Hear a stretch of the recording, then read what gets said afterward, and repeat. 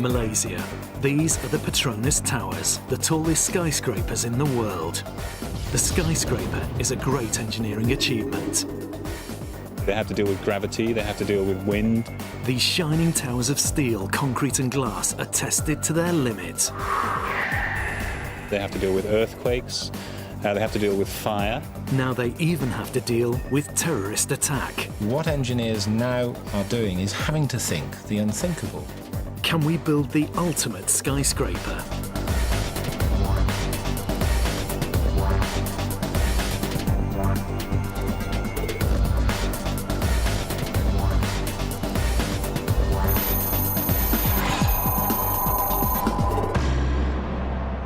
Skyscrapers reach for the sky.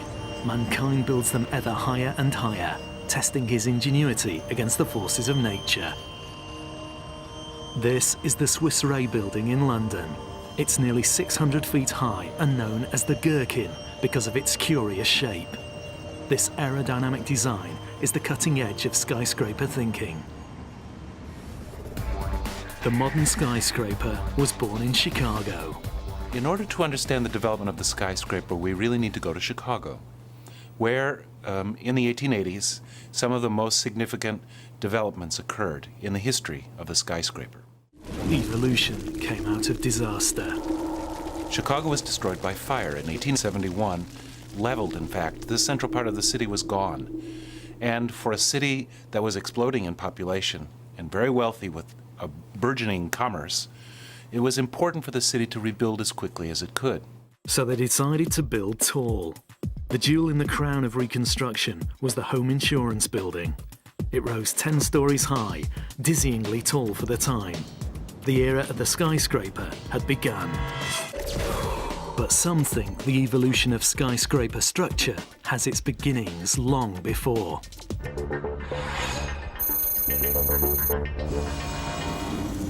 This is Salisbury Cathedral in the heart of England. At 404 feet tall, it's more than twice the height of Chicago's home insurance building. When finished in 1320, the world had seen nothing like it. The spaceship, this is a NASA project of its day. Something that took 100 years to build. It had hundreds and maybe thousands of people working on it through that process. There was so much humanity invested in it. Chris Wise traces the origin of the skyscraper to this brilliantly conceived medieval structure. Well, this is a building I've been back to pretty much every year for the last 25 years, and the reason is that it has all of the essential ingredients of a modern skyscraper inside it. But unlike a modern skyscraper, you can see it all. The first priority for a very tall building is to carry its own weight. Salisbury's designers came up with a structure that would set the standard for future skyscrapers. The spire is a very, very early example of what's called a monocoque construction. And it may not look like it, but this spire is exactly the same sort of structure that we still use to design skyscrapers when we get up above 60, 70 stories tall. So every 100-story skyscraper that anybody ever thinks of uses a monocoque in some way or another. Monocoque design means using a single shell and involves the external walls carrying all the weight of the building, but it does more. It uses the whole of the skin of the tower to resist all of the forces, to carry its own weight, but more importantly, to resist all the sideways forces from wind. And you can hear the wind outside now blowing on this, and it's been blowing here for 800 years, trying to knock this spire over. Chicago is nicknamed the Windy City. As soon as architects began to build tall there, they discovered that wind was a deadly enemy. If you take a building that's fixed down to the ground, the load from its own weight just goes down inside it, through all the structure, into the foundations. But the wind load is trying to push it over sideways. Skyscraper engineers quickly realized that they couldn't just design for average wind speeds. Their buildings had to withstand hurricane force. The wind that engineers design against is the worst gust of wind that might only last a few seconds, that blows perhaps on average once every 50 years or once every 100 years. So you're designing the whole building for the whole of its life against an event that will perhaps happen just once in the whole life of the building and only last for a few seconds. But that's what wind design is all about. Beneath Salisbury's spire, it's possible to appreciate the force of the wind. On a really strong windy day, I've worked out there's around about 50 tons of wind blowing sideways on this spire, trying to knock it over, which is not trivial. It's one of the things that tall building designers have to think about all the time. There's another trick the skyscraper pioneers came up with. But once again, the medieval builders got there first. They realised that they could use the scaffolding to their advantage, and although it looks as though it's holding the spire up, it's actually only attached at one position, which is right at the very, very top. And it pulls down on the top of the spire and basically stabilises it against the attempt of the wind to push it over. And that's very clever. That's called pre-stressing. That's something that people only started using seriously in modern structures in about 1900. So, I mean, these guys were well ahead of their time. Pre-stressing gave the skyscraper extra rigidity against wind, but it only works up to a certain height. The soaring towers that were built in New York in the late 1920s were the first skyscrapers to pass 1,000 feet. With that height, they had to have very strong central cores to counteract wind. This is the 70-story Trump World Tower, the state of the art. It's designed by Ahmad Rahimian, a rising star in the new generation of structural engineers. This building currently is the tallest residential building in the world. It has about 862 feet high. It's about 263 meters. And in order to build a building of that height, there were a lot of new technology introduced in the building. A key innovation is how it deals with wind. It does more than just resist, it actually cancels it out. A skyscraper that sways a little in the wind may be structurally sound, but the human beings inside can quickly feel sick. This top-floor apartment is priced at $15 million. Whoever buys it expects it to stay still. To ensure this, Ahmad has installed an ingenious device. It's called a tuned mass damper. In effect, it's a huge counterweight, a massive 600-ton block of solid steel, surrounded by shock absorbers. This element that you see here is similar to the shock absorbers that you would have in your car. However, much more powerful and sophisticated. Imagine we would have a 60-mile-an-hour wind approaching the city and the building. What you would see is that this block of mass starts moving in its own natural mode, back and forth, and as a result, exciting this series of shock absorbers and dampers, which transmitting forces to the building opposite to the direction of the wind. And as a result, it would cancel the wind pressures applied to the building and suppress the building's motion. So the evolution of structure has solved the problems of weight and wind. But structure alone was not enough to create the modern skyscraper. Two key developments in the 19th century had to come first. One was the elevator. Suddenly, almost overnight, it became possible to move things from ground level up pretty much as high as you liked. And so people started thinking, well, maybe we could build higher if we wanted to. With the invention of the elevator, tall buildings could reach higher than ever before. But immediately, engineers hit a problem.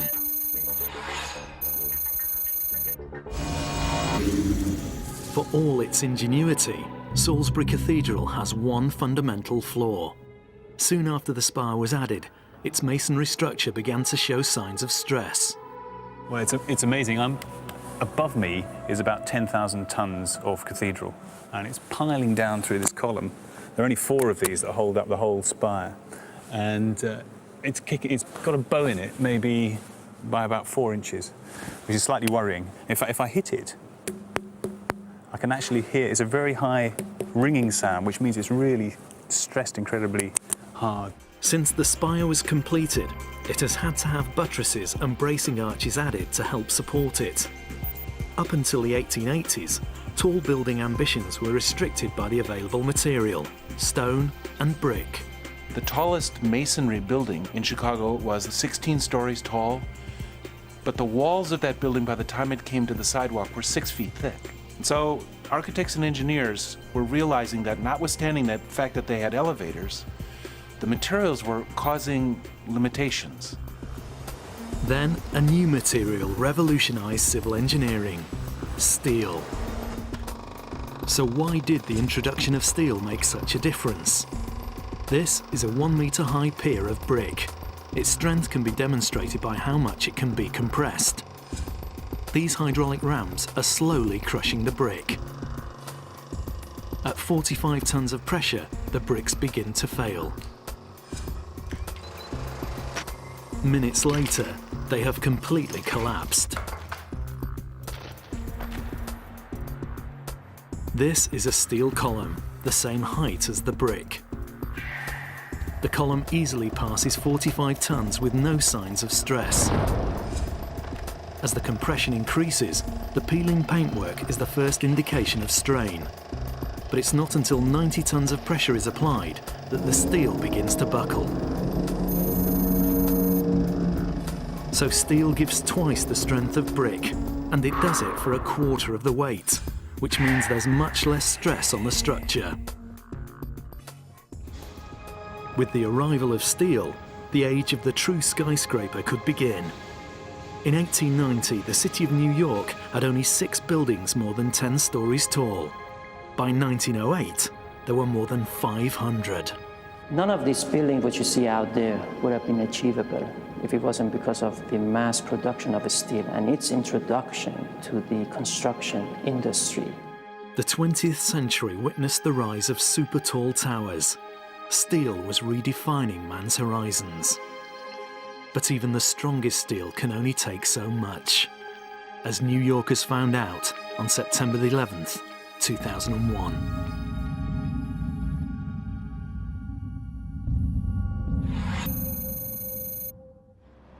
Steel was the material that made the modern skyscraper possible, creating buildings that until the 20th century were just dreams.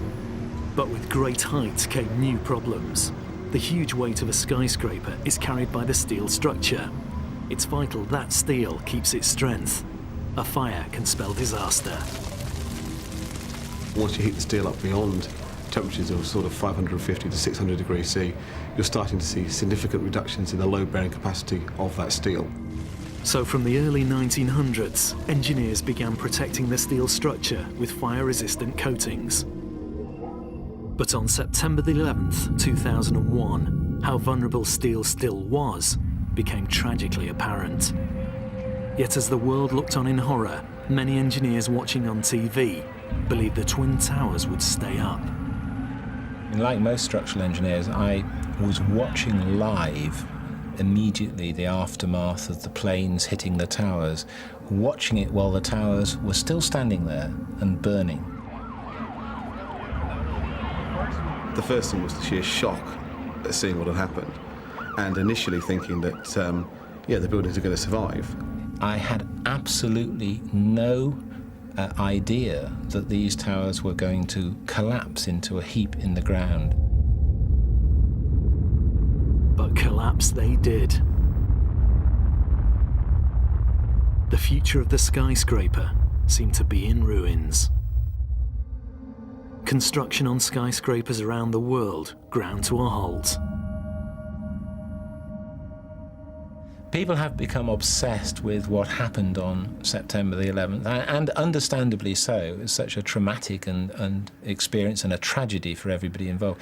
But it's hardly as if it's the first time, and it won't be the last time, that a plane has hit a skyscraper. The events of a summer's day in 1945 over the skies of New York are now seen in a new light. People appear to have forgotten that a B-25 bomber hit the Empire State Building only a few years after it was built. With visibility down almost to zero, traveling at 200 miles an hour, the bomber crashed with terrific impact into the 78th and 79th floors of the building, smashing through 7 walls.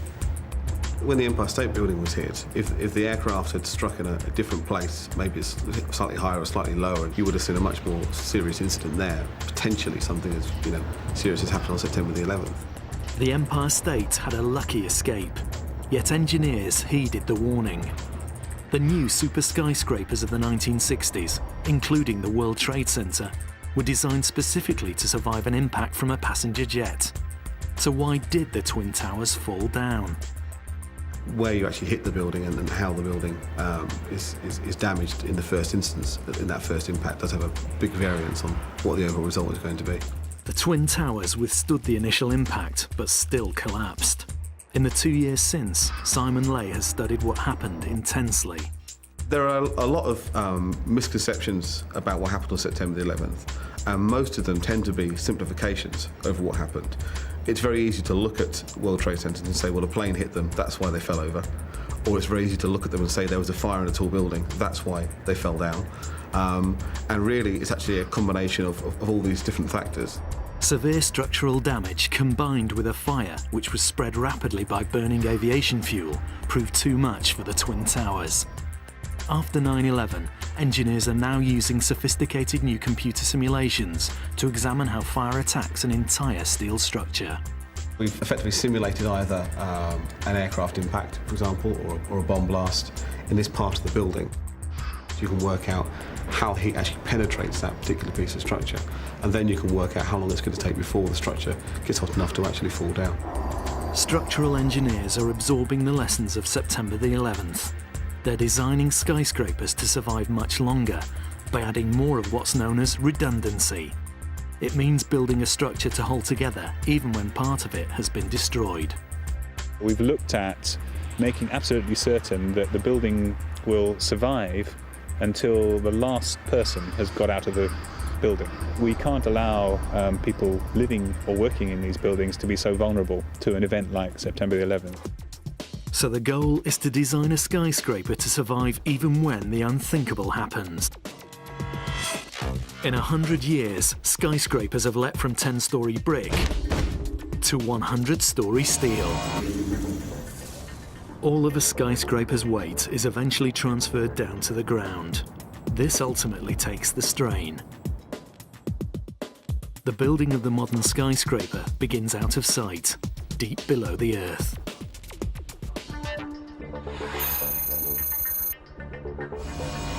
Today's skyscrapers can have foundations more than 100 feet deep, but the nature of the ground they rest upon is a crucial factor.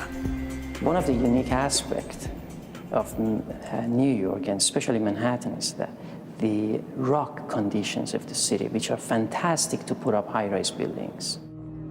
But if the ground conditions can suddenly change, it doesn't matter how good the rock is. This is what happened in San Francisco in April 1906. A massive earthquake destroyed more than 25,000 buildings, including many of the city's first skyscrapers. Designers struggled for 70 years to engineer against earthquakes. Then, in the 1970s, they started using a technique called base isolation. This involves separating the building from the ground beneath it.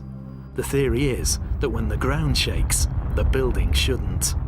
But some earthquakes are so severe that not even this is enough. Mexico City, September 1985. Extreme earthquakes devastate the capital.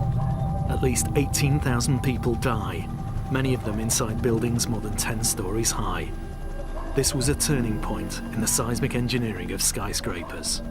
The engineering profession learned many painful lessons on that earthquake. Earthquakes here are like nowhere else in the world. The earthquakes in Mexico City are normally different from earthquakes in other areas like California or Kobe in Japan, where the earthquakes come with very strong accelerations and short pulses, and just a few short pulses. In Mexico City, we have a very long duration earthquakes with long shocks. But engineers were determined that a repeat of 1985 had to be prevented. If they wanted to build skyscrapers, a new solution was needed. So we thought that we needed a different way to dissipate the energy from the earthquake. In 1993, Enrique teamed up with Ahmad Rahimian to design a unique skyscraper in Mexico City, one custom built to ride out the most extreme earthquake. Its name is Torre Mayor. Torre Mayor means tallest tower. Just cleaning the windows of this imposing structure takes courage. At nearly 740 feet, this is the highest building in the whole of Latin America. It's also one of the world's first intelligent buildings. It has intelligence is embedded via the design into the buildings, and the building knows when there is an earthquake coming, how to respond to it in the most efficient way, and how to deal with the impulses and the energies that is coming to the building. This is Torre Mayor's true genius. It has a unique design of crisscrossing interconnected shock absorbers called dampers. The shock absorbers is similar to the muscles of the human body. In effect, the muscles are protecting the bones, the skeleton, the same way the shock absorber is protecting this structural framing, which is the skeleton of the building. The dampers work by reacting to the energy of the earthquake. What you see in my hand is a smaller version of the shock absorbers that is placed in the building. It's a simple rod which enclosed by a solid steel shaft. And as you're trying to press the rod into the cylinder, you have resistance. If I go several times fast back and forth, if you touch the cylinders, you would notice that it's getting warmer and warmer. No detail of earthquake proofing has been overlooked. In this machine room, every piece of equipment has springs, buffers and seismic joints to ensure it remains operational after an earthquake. Torre Mayor's first big test came in January 2003. An earthquake measuring 7.5 on the Richter scale caused widespread panic in the city. Inside Torre Mayor, it was barely noticed. So skyscrapers that can adapt to dynamic ground conditions are the best measure against earthquakes. But what of the future of skyscrapers? Despite the shock of 9/11, buildings much taller than the Twin Towers are nearing completion. Most of those projects which were being talked about before September 11th have now come back and are progressing because people are back up to speed on the idea. It's the practicalities, the economics of urban living dictate tall buildings, and therefore, we will continue to build tall buildings, and what we have to do is make sure we build them right and build them safe. Skyscrapers are spreading across the globe. Soon the title of the world's tallest building will be taken by this massive structure in Taiwan. It's called Taipei 101, an astonishing 1,670 feet tall, nearly 200 feet higher than the Petronas Towers. The skyscraper began in the US, but now the skyscraper is a global phenomenon. But the big change is still to come. We are going to make these buildings progressively more and more intelligent, so that you don't just have a fixed solution that sits there, but the building changes and adapts to what's going on around it. The next level of technology is going to be 100 plus stories using active control systems. We're familiar with that technology in our cars for anti-lock brakes and traction control and things like that, but it's not familiar technology in buildings, but it will be soon. The ultimate skyscraper is becoming a reality.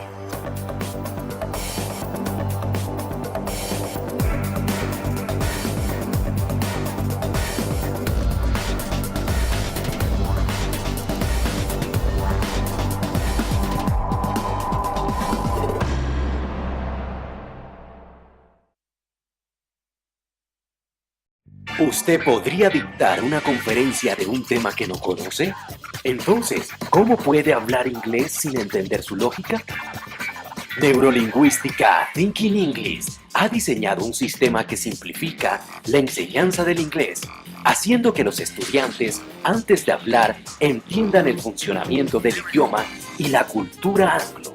Y lo mejor de todo, en tan solo 6 meses. Deja atrás las tediosas clases, haga parte de este revolucionario sistema mientras aprende cantando, jugando, cocinando y bailando.